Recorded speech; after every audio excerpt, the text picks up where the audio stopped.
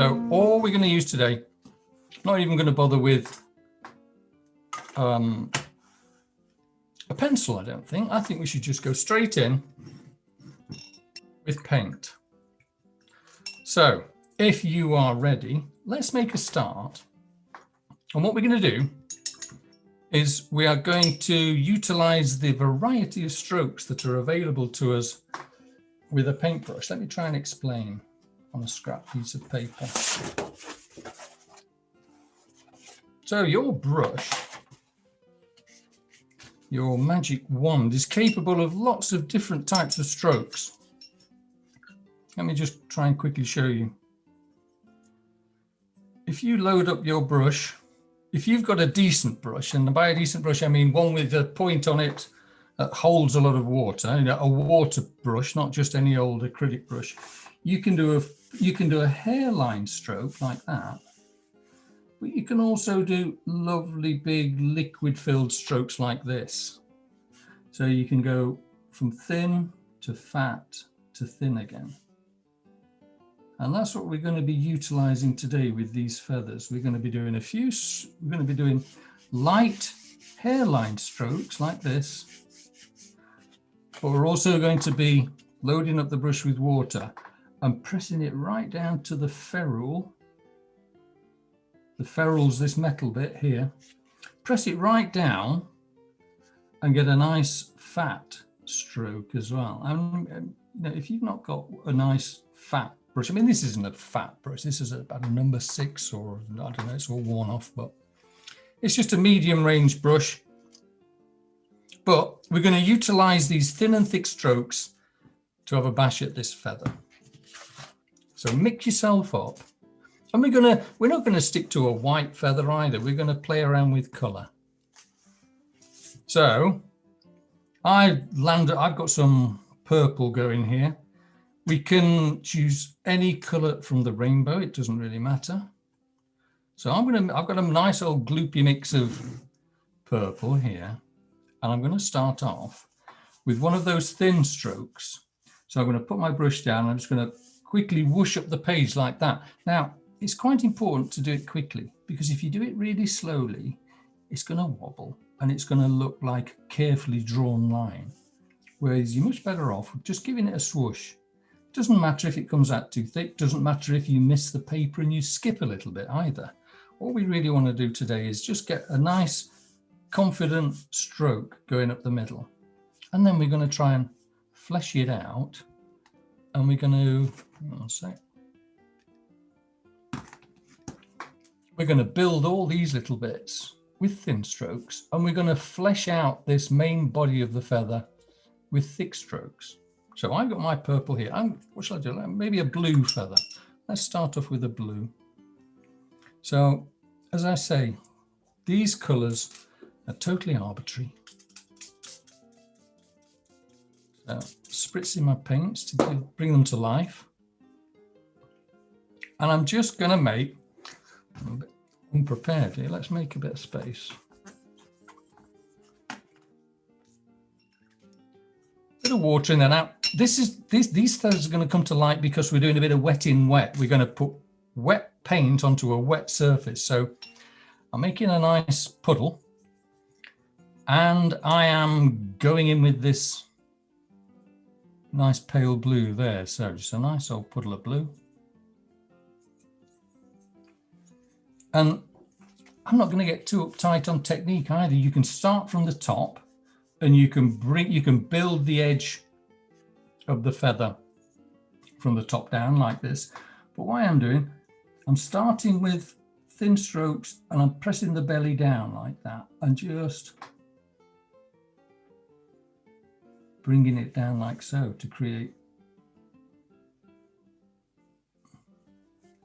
that body. Now, what I'm doing here, look, where I started there, and because this isn't watercolor paper, it's soaking in and it's drying really quickly. So I'm just going back and revisiting bits that I can see that are starting to dry off a little bit too quickly. And I'm readdressing that, and I'm putting a bit of water in. So I'm keeping all this new blue patch really quite wet. Can you see? I'm just going back and dropping in a little bit more liquid where it's tending to dry.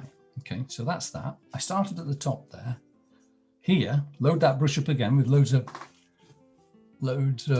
paint. I can start from the bottom this time and just come out and press it down to the ferrule, so it's actually leaving loads of, it's laying down lots of paint and lots of liquid. And again, where it's a little bit, see, I've got a big old puddle down there, but up here, because it's only a sketchbook, it's drying out really quite quickly. So I'm just going back and I'm just adding a little bit more liquid there to keep it all nice and wet. Don't be worried.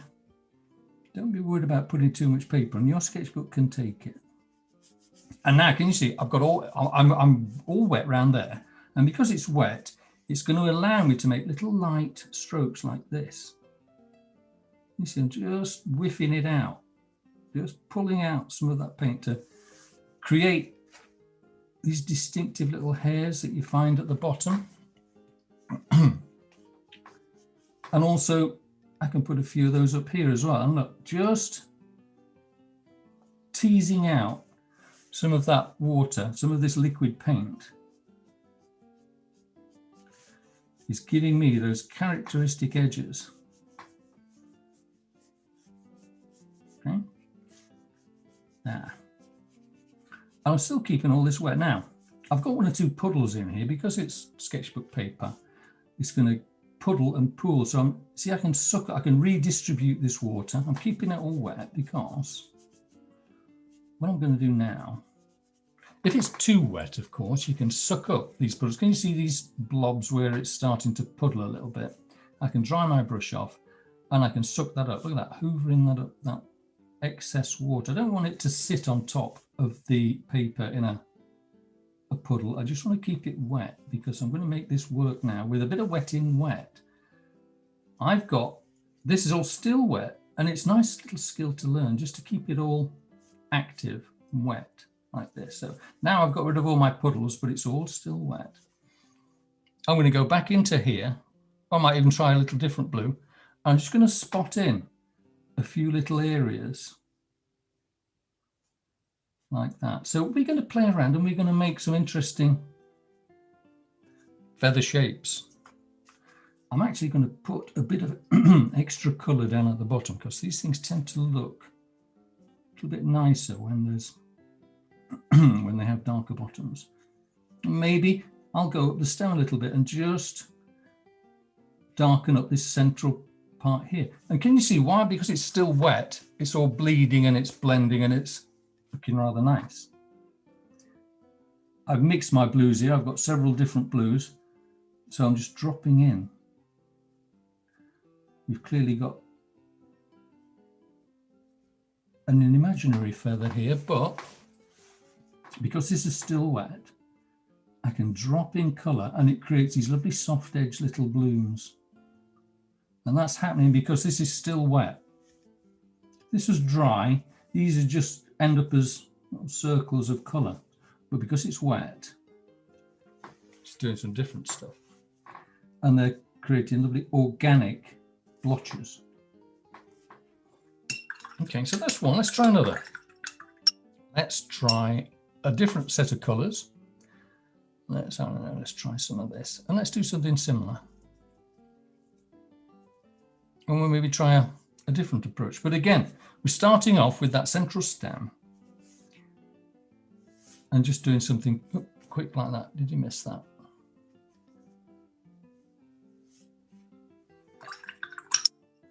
So I've gone on there with the central brown stem. Let's make something a little paler.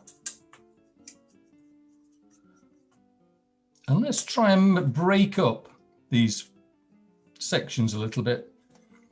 And maybe try and let's just make a quick look at this again. Maybe we'll try and create some of these gaps this time. And maybe we'll be a little bit more faithful to this reference. So what I'm going to do now, I've got a blob of yellow. Let's just try. So I'm pressing that down now. I'm pressing that right down and I'm taking that up like that. And then I'm lifting it off. I'm going to reload and bring it out a bit.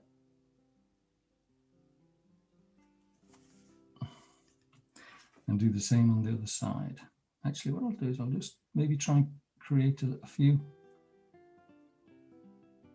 of those spaces. But as before, I'm going to go in and I'm going to keep this nice and moist. Back into the pan there. And then just wash that brush off, dry it off a little bit. And let's tease some of these things out. I'll try and make a bit more of this hair at the bottom, like so. And carry it on at the side. And also, look, we've got these hairy frills at the top as well. So because this is still wet, I can just bring that out like that. I can use little strokes using the tip of my brush just to create that edge, that distinctive feathered edge. These are starting to dry off, so I'm just keeping this wet in here because let's drop something in here. What should we drop in here? Maybe a little purple. Let's really crank this up and make this look. Let's go with a bit of purple. So again, all I'm really doing is I'm just playing with color. So into this wet surface, I'm just dropping dots in here, purple dots.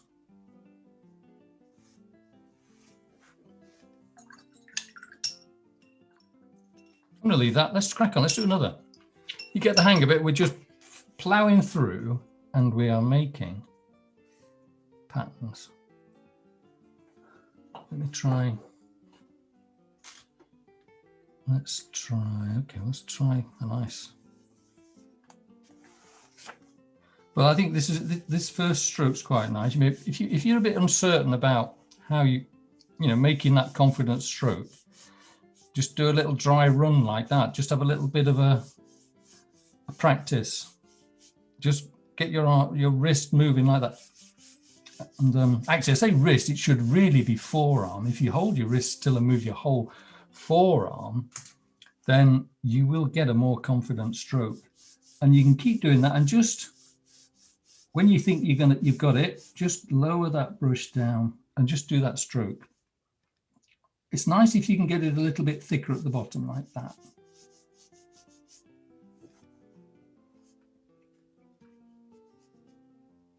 Okay, all right, let's try and do something a little bit way out for this one. Let's go down the turquoise route. Let's get it. I've got a nice cyan-y, turquoisey, pale blue thing going on here. Now make enough to keep yourself in paint as you go up, because it's quite nice to be able to do this in one hit and not have to go back and mix more paint. But let's maybe try and get some more interesting stuff going on. So what I'm going to do now is I'm going to start off thin with my little brush, point, and then I'm going to go thick and I'm going to lift it off again. And I'm going to try and leave a few gaps in this time. But keep that edge as interesting as you can. And get used to varying the quality of the line that you're making as well. The quality of the mark. So just dive in, press it down, get a nice old delivery of paint onto the paper, and then lift your brush off. And as you lift your brush off, you'll find that you'll be making these much slender, slimmer pencil lines. So, there we are at one side. Blob that down to the ferrule, lift it off, and end up with a small point like that. See? Try and get as many different line widths and brush stroke qualities as you can out of your brush. And as usual, I'm going back and I'm just re-wetting little parts of this.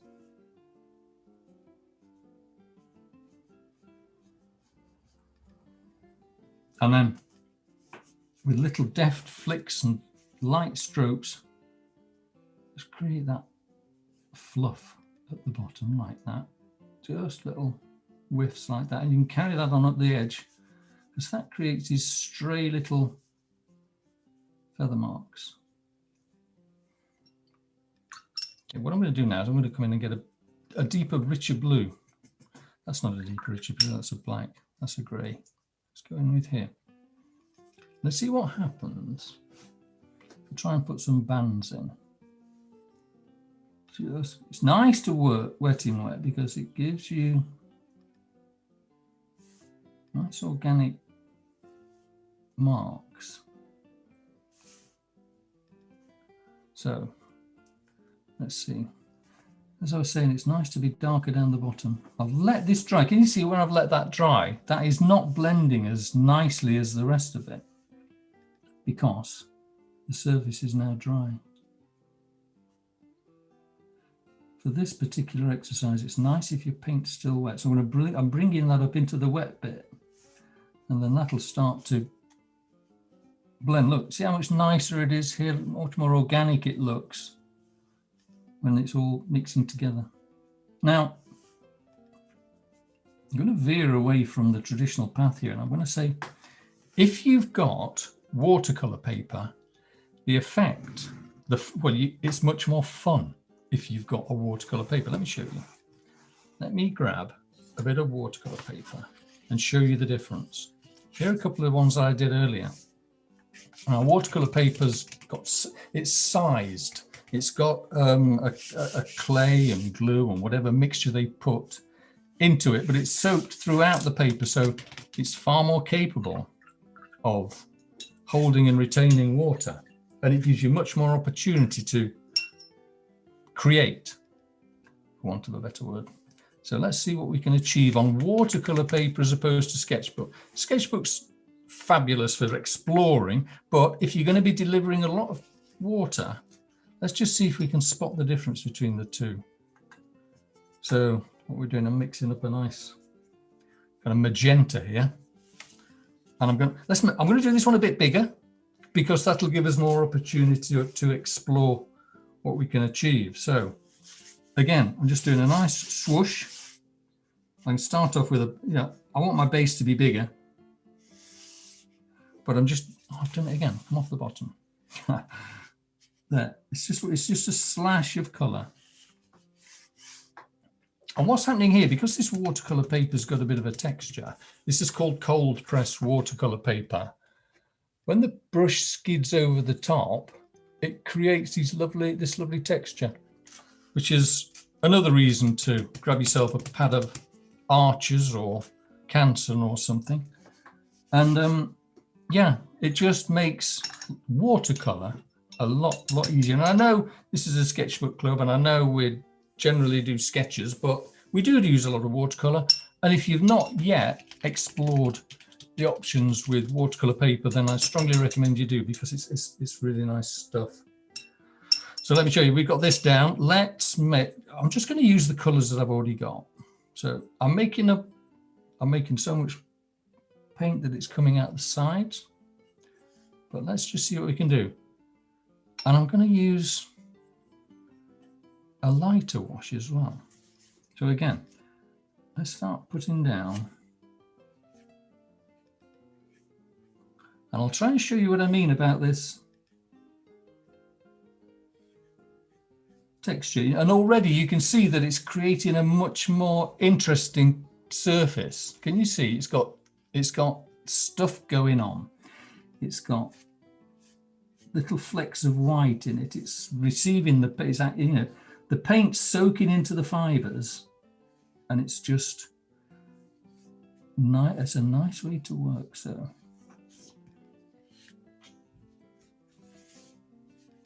I'm fleshing this out. I'm creating these barbs, for want of a better word. And also, it's just staying wetter longer. Can you see? That is not giving me any problems in terms of it drying out quickly. The nature of the paper means that the water's soaked in and it's kind of staying there, and it opens up your working time. It makes your working time much greater. So why not just wash that brush out a little bit, dry it off, and I can tease out, these little hairs. And even here, look, that is dragging the paint, that's dragging that paint over the surface and the texture of this watercolor paper. And it's just nicer. Look, it's just lovely. So here I can just tease out these ends and get a much more sympathetic look.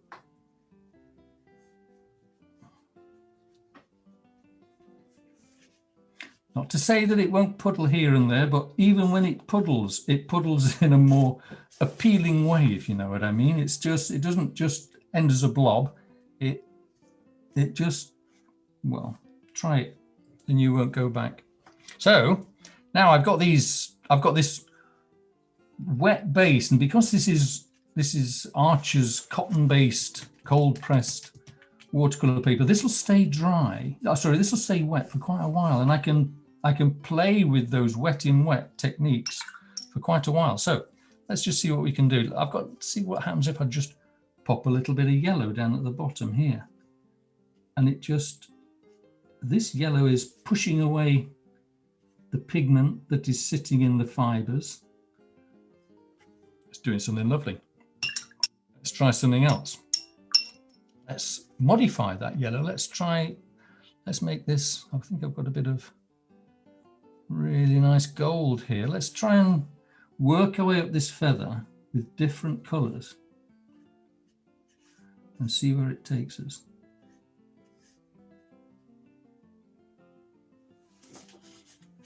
And can you see already that is doing some really nice stuff. It's granulating a little bit. The watercolors sitting in the valleys of this textured paper, and it's giving the whole texture a lovely feel. So I can even drop in clean water. If I drop in clean water now, that is going to push away the pigments that are sitting on and in the fibers of the paper. And look, that is just clean water dropping into that. I don't think you could probably do that on this sketchbook.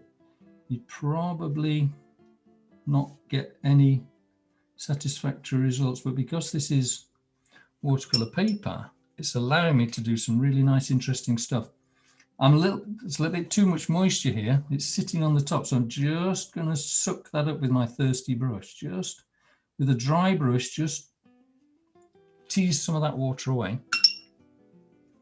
So, and while we're on a bit of a dot theme, let's carry on. Let's go back in with this. Is that purple? Or is this my purple? Yeah, this is my purple. Then make a nice strong mix of that purple.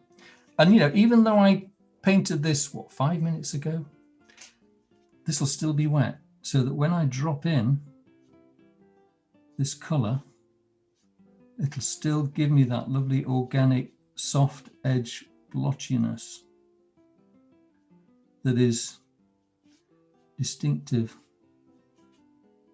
when you paint wet in wet. Let's try another. Let's try a really kind of pale, almost white feather. So I'm going to go in with yellow for this one. This is going to be more subtle. That, make some of that. Do my swoosh. I always keep starting for the point there. It's a bit of a wobbly one, that, but let's soldier on. Now, I wonder what will happen. I'll tell you what we'll do here. I'm going to paint in with just, I was going to say clean water. It's as clean as, well, it's pond water. But let's just paint with water and see what we can do. So this is clean, relatively clean water. So I'm painting my feather shape in just with water. I'm still doing this business here, and I'm still making it, I'm still going, pressing down with the ferrule. I don't know if you can see this. I mean, it's not pure water, clean water, but it's kind of dirty water, but you get the picture. But I'm just going to paint this in, and this is creating a wet base for me to drop color in, and I'm going to see what we can do in terms of making a white feather here. So I can see where I'm painting because I've got my head down to the side and I'm just catching it in the light. I can just see the shine of where I've been. I'm going to bring it up to this central spine now. Let's see what happens there. As I touch that, that yellow spine is going to bleed out into the place that I've wet.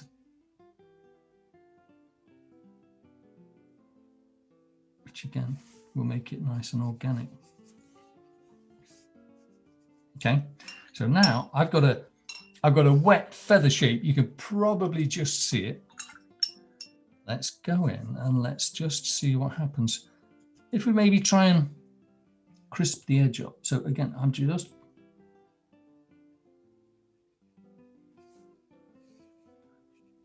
look at that. I'm just creating those feathered edges, but where I'm venturing into where this clear water is, look how that is going into there and creating that beautiful soft edge.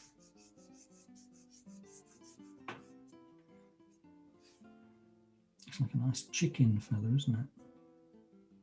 And again, I'm using my different brush strokes to create this distinctive hairiness at the bottom. And because this is wet, I can just, with a brush of colour, it's not particularly strong colour, but I'm now in this lovely kind of wet environment where you can start to play with lovely effects. And I'm just touching into there. And that is going to, it just makes, if I've done something that I'm a little bit dissatisfied with, I can always just tease it away.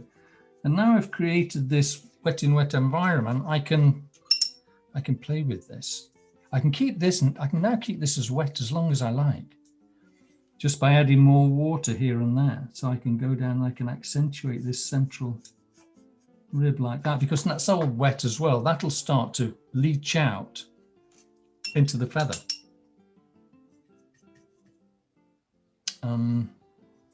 Where was I? Was I here? And I can go straight into the pan now for some really strong, neat colour, and put in a few more details. Shall we go dots again? Shall we? I quite like this. You see that? The fact that it's kind of pale in there and dark to the edges kind of makes it curl around a little bit, doesn't it? Which is nice. I might just keep that, and I might accentuate these edges just by putting in a few more hairlines. So as I say, we veered away from the sketchbook a little bit, but I just wanted to show you the benefits of working with a nice watercolor paper and the options and the opportunities that it throws up. Because this, you couldn't really achieve this on anything but a watercolor paper, I don't think, because it just gives you so much more working time while this paper's still wet. It just means you can carry on playing. And I could carry on with this indefinitely. I could carry on making these marks and making this, working on this form and building up the values. Let's just see if we can make this end a little darker. Might be nice. I can carry on. And of course, the more pigment you add, because watercolors are an additive medium, it just means the more color you add, the darker it gets as well. So I can carry on adding color like this, and as long as it's wet, it'll carry on just giving me these lovely soft edges. I can carry on doing this as long as I like. So I'm going to leave this as a nice plain canary yellow feather.